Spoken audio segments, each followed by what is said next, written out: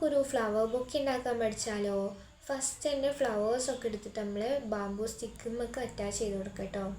അതിന് ശേഷം ഈ ഒരു സ്റ്റിക്ക് ഒരു സ്പോഞ്ച് പോലുള്ള ഈ ഒരു പീസിക്ക് ഇങ്ങനെ കുത്തി കൊടുക്കുക കേട്ടോ. കറക്റ്റായിട്ട് ഇങ്ങനെ റൗണ്ട് ഷേപ്പിലാക്കി ഇങ്ങനെ കുത്തി കൊടുക്കുക. ഒരു 22 ഫ്ലവേഴ്സാണ് കേട്ടോ, വൈറ്റ് റോസസ് ആണ് ഞാൻ ഇവിടെ എടുത്തിട്ടുള്ളത് കേട്ടോ. അതിന് ശേഷം ഗോൾഡൻ ജിപ്സനാണ് കേട്ടോ എടുക്കുന്നത്.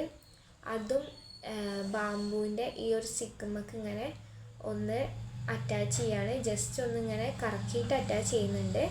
അതിനുശേഷം ഒന്നും കൂടെ ഒന്ന് ഫിക്സ് ചെയ്ത് നിൽക്കാൻ വേണ്ടിയിട്ട് നമ്മൾ പ്ലാസ്റ്റർ കൊണ്ട് ഒന്ന് ചുറ്റി കൊടുക്കുന്നുണ്ട് കേട്ടോ. കംപ്ലീറ്റ് ആയിട്ട് ഇങ്ങനെ പ്ലാസ്റ്റർ കൊണ്ട് അത് നല്ല സെക്യൂറായിട്ട് നിൽക്കാൻ വേണ്ടിയിട്ട് ചുറ്റുന്നുണ്ട്. അങ്ങനെ ഇത് കുറച്ചെണ്ണം എടുത്തിട്ടുണ്ട്. അതിനുശേഷം ഈ വിടവ് കാണുന്ന സ്ഥലത്തൊക്കെ ഇങ്ങനെ ജസ്റ്റ് ഇങ്ങനെ കുത്തി കൊടുക്കുക കേട്ടോ. അപ്പോൾ ഇങ്ങനൊരു ലുക്കിൽ കിട്ടും. നെക്സ്റ്റ് നമുക്ക് നെറ്റ് അറ്റാച്ച് ചെയ്യലാണ്.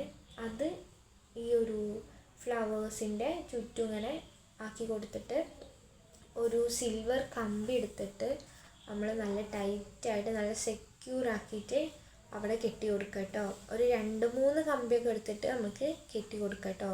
നല്ല ഒരു ടൈറ്റായിട്ട് നിൽക്കാൻ വേണ്ടിയിട്ടാണ്. ആ നെറ്റ് ഒരിക്കലും അഴിഞ്ഞു പോകാതെക്കാൻ വേണ്ടിയിട്ടാണ്.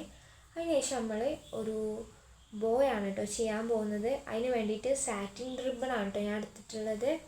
എൻ്റെ കസ്റ്റമർ തന്നിട്ടുള്ള ഒരു കളർ തീം എന്ന് പറയുന്നത് വൈറ്റും അതുപോലെ തന്നെ ഈ ഒരു ബ്ലൂ, ഐ തിങ്ക് ഒരു ഐസി ബ്ലൂ ലൈക്ക് ആ ഷെയ്ഡാണ് തന്നിട്ടുള്ളത് കേട്ടോ. അപ്പോൾ ഇതാണ് ഫൈനൽ ലുക്കായിട്ട് വരുന്നത്.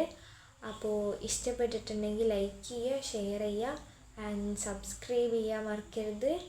അപ്പോൾ നെക്സ്റ്റ് എന്ത് വീഡിയോ വേണം എന്നുള്ളതും കമൻറ്റ് ചെയ്യാം കേട്ടോ. അപ്പോൾ നെക്സ്റ്റ് വീഡിയോ നമുക്ക് അത് ചെയ്യാം.